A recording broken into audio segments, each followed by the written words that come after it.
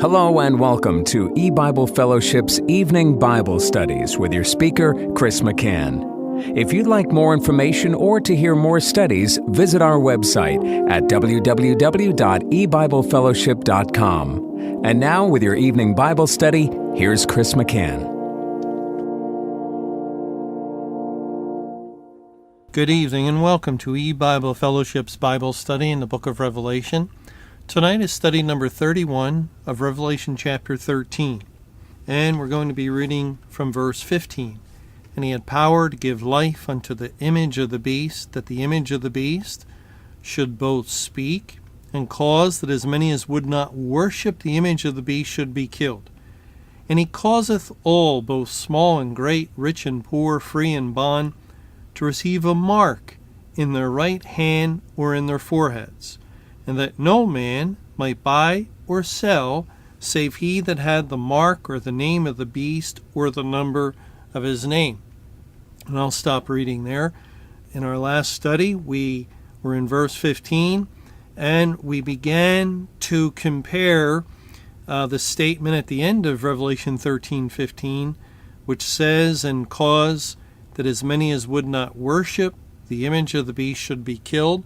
We compared that to Daniel 3 and the true historical event of King Nebuchadnezzar making a golden image and demanding that all of his subjects bow down and worship the image of the beast. And if you refused or failed to bow down, then you would be cast into the midst of a burning fiery furnace. Now we left that account sort of in the middle of it, and it's one of the greatest historical stories in the Bible, true historical stories. Of course, there's many wonderful and incredible true biblical stories, but this is one of the most exciting, and so I think we have to finish it. In Daniel 3, we saw that Shadrach, Meshach, and Abednego had just told the king that they would not bow down. Now we can also learn from this the biblical principle that, yes, God has established governments, and insofar that a government commands its subjects, and true believers are just like anyone else within a nation, subject to the government. Insofar as a government commands its subjects to do something that's not contrary to the law of God, then those subjects are to obey. And Romans chapter 13 makes this very clear in verse 1. Let every soul be subject unto the higher powers, for there is no power but of God. The powers that be are ordained of God. Whosoever therefore resisteth the power, resisteth the ordinance of God, and they that resist shall receive to themselves damnation. For rulers are not a terror to good works, but to the evil. Wilt thou then be afraid of the power? Do that which is good, and thou shalt have praise of the same. For he is the minister of God to thee for good. But if thou do that which is evil, be afraid. For he beareth not the sword in vain, for he is the minister of God, a revenger to execute wrath upon him that doeth evil. Wherefore ye must needs be subject, not only for wrath, but also for conscience sake. For this cause pay ye tribute also, for they are God's ministers, attending continually upon this very thing. And then in verse 7, it's summed up, render therefore to all their dues, tribute to whom tribute is due, custom to whom custom, fear to whom fear, honor to whom honor. So the Lord lays down a law and a principle that the government is established by him.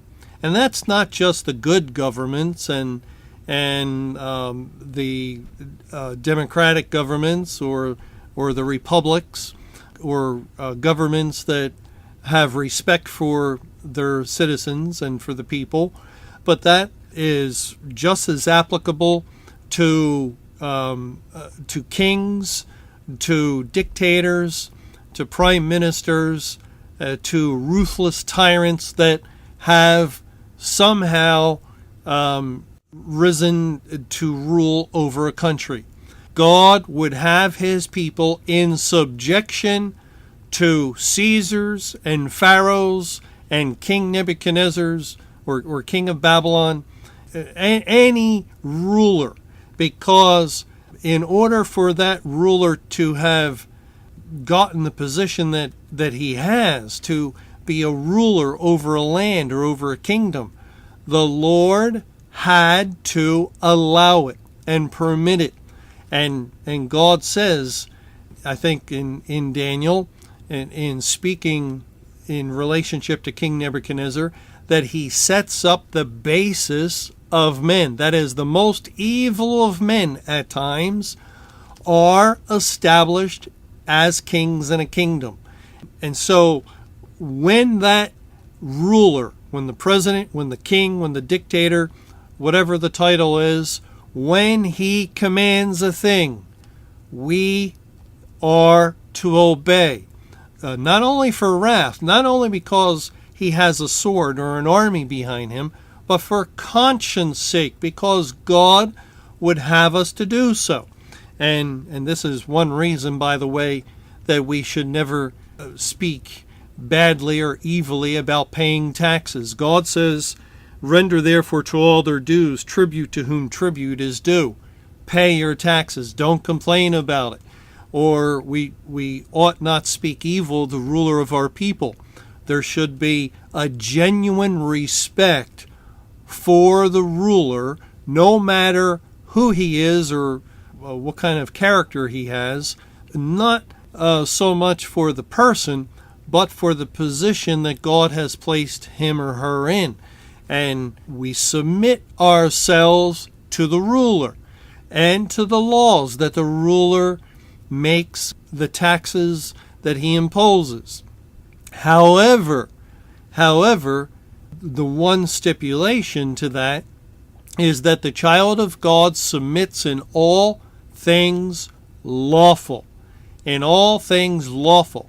Therefore, when a Pharaoh, who's a rightful ruler of Egypt, and the Jews are subjects in that kingdom, when Pharaoh develops a law that says all the male children of the Israelites under a certain age are to be cast into the river.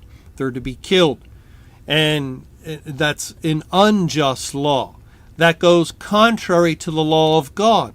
And therefore, Moses, who's an example of this, and his parents can rightly take the child and hide him, and then put him in an ark of bulrushes and cast him adrift upon the Nile River to escape the penalty, to escape the injustice of that law. And in doing so, they are disobeying Pharaoh. But God permits that. God permits the child of God only in that way, when someone has developed an evil law. And you must submit to it. Now that's what King Nebuchadnezzar is doing here. He's developed an evil law. It's a commandment where when you hear the musical instruments sound, you must fall down and worship, which it stands directly against the law of God in Exodus, in the Ten Commandments. You shall make no image, you shall not bow down thyself and worship any god but the true God, the God of the Bible. And when the law of a land, the law of a government, of a nation, conflicts with the law of God, God's law is the higher law. God's law is the supreme law. And we are to submit to the law of God over and above the law of men. Daniel did this also in his time after Babylon fell and the Medes and the Persians were in power, and some wicked men devised a law intentionally designed to basically capture Daniel so they could accuse him before the king as a lawbreaker. And that law was that they had the king of the Medes and the Persians, Darius, also known as Cyrus, sign into effect, was that no man should make any petition of any god but thee, O king. They played upon his pride. Even though Cyrus was a type of Christ, it doesn't mean he was a saved man. And if he wasn't saved, we can be sure he had a great amount of pride and ego, and this sounded like a good law to him. Yes, of course, people should only ask me, but he didn't think it through.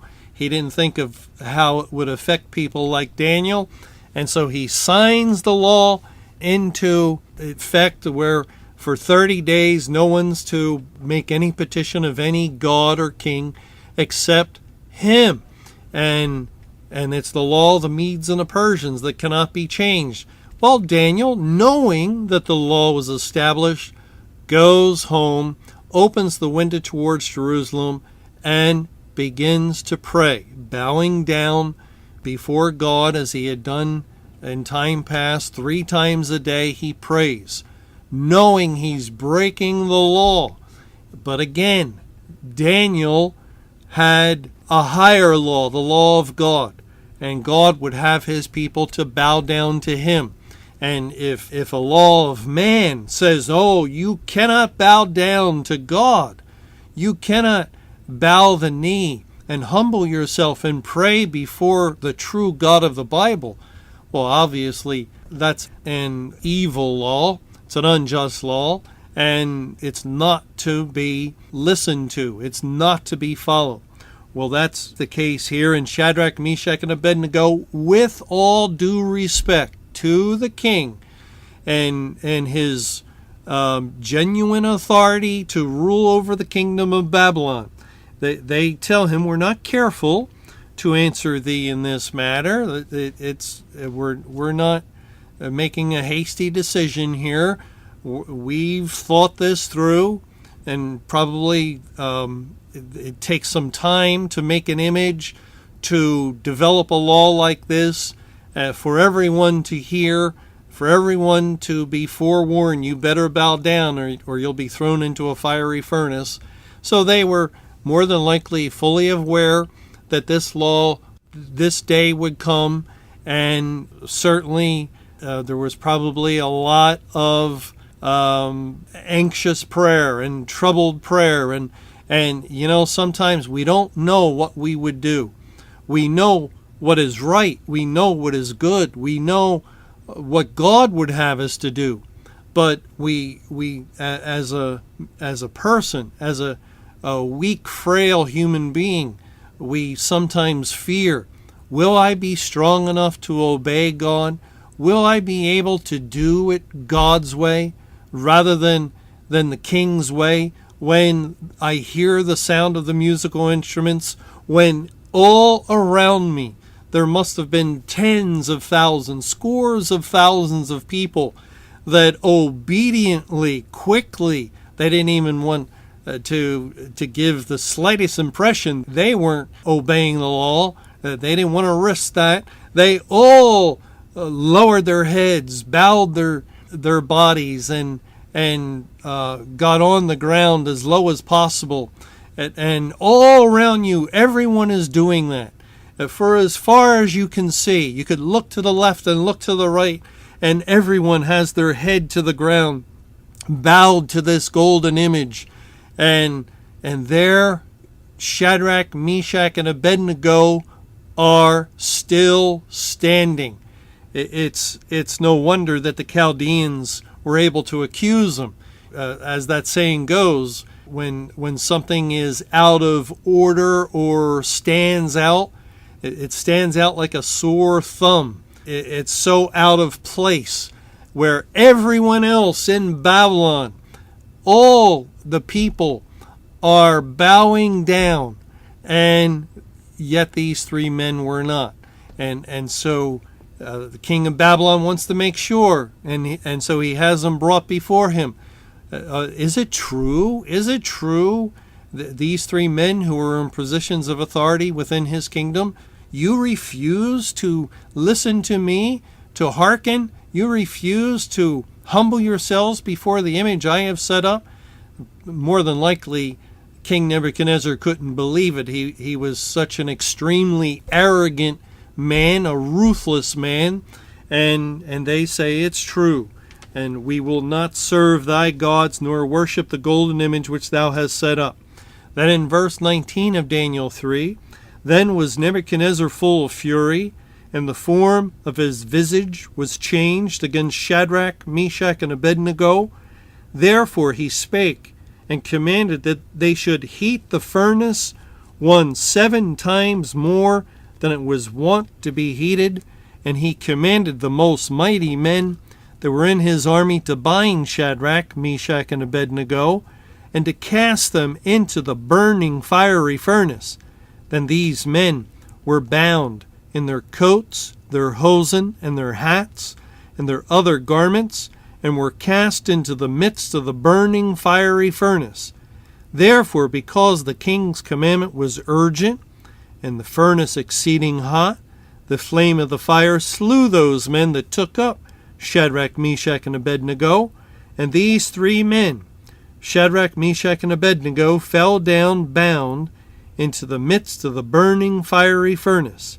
Then Nebuchadnezzar the king was astonied, and rose up in haste, and spake, and said unto his counselors, Did not we cast 3 men bound into the midst of the fire? They answered and said unto the king, True, O king.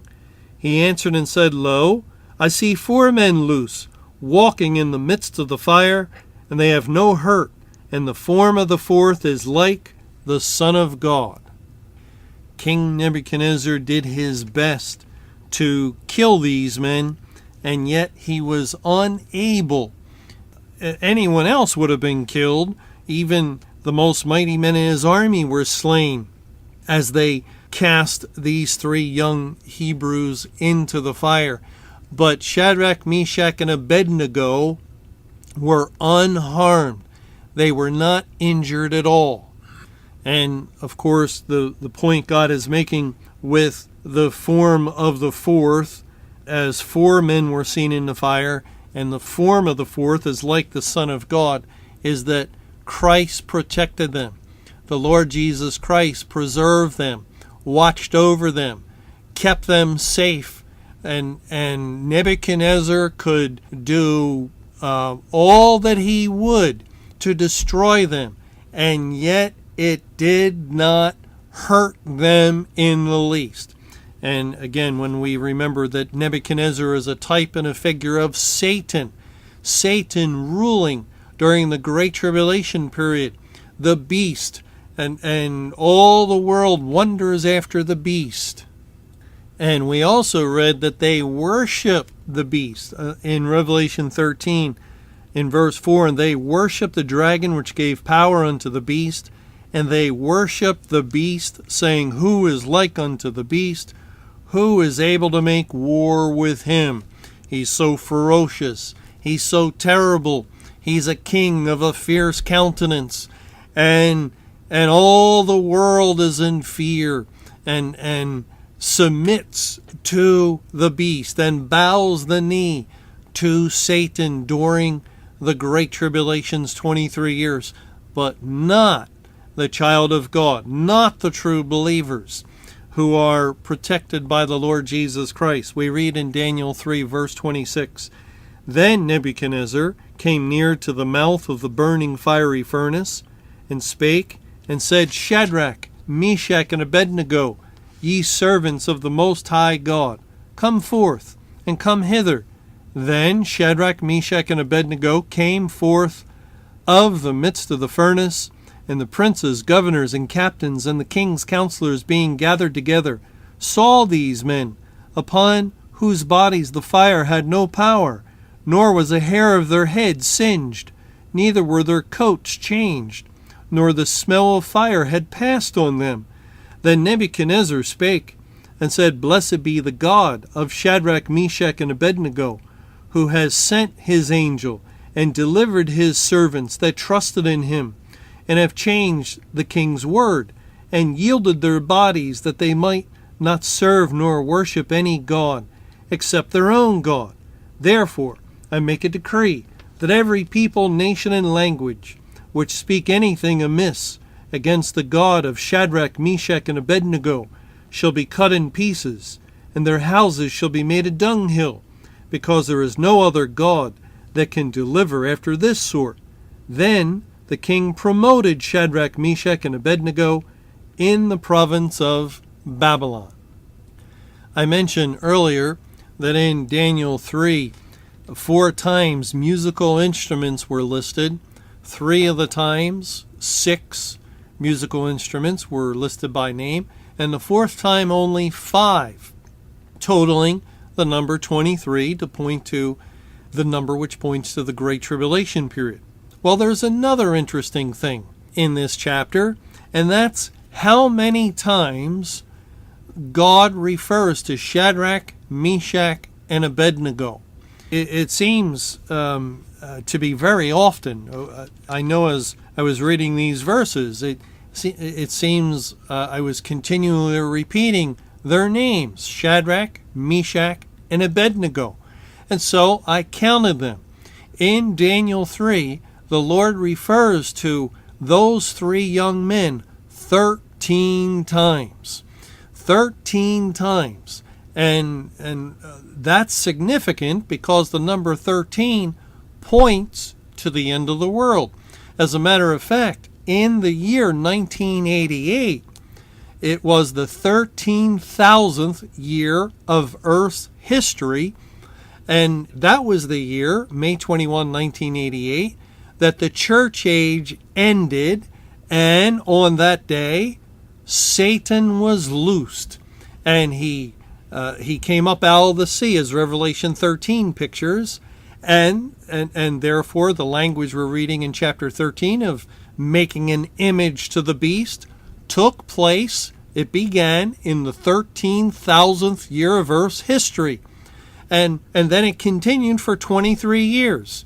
Isn't that something? It's just amazing how God has written the Bible, that in this chapter, which so clearly identifies with the things we're reading in Revelation 13 of the image made to the beast, that we find the number 23 that relates to the 23 years from May 21, 88 to May 21, 2011, and that period in which the beast had the dominion and was ruling. And we also find the number 13. Shadrach, Meshach, and Abednego 13 times. Not only 13 times, but there's 3 men.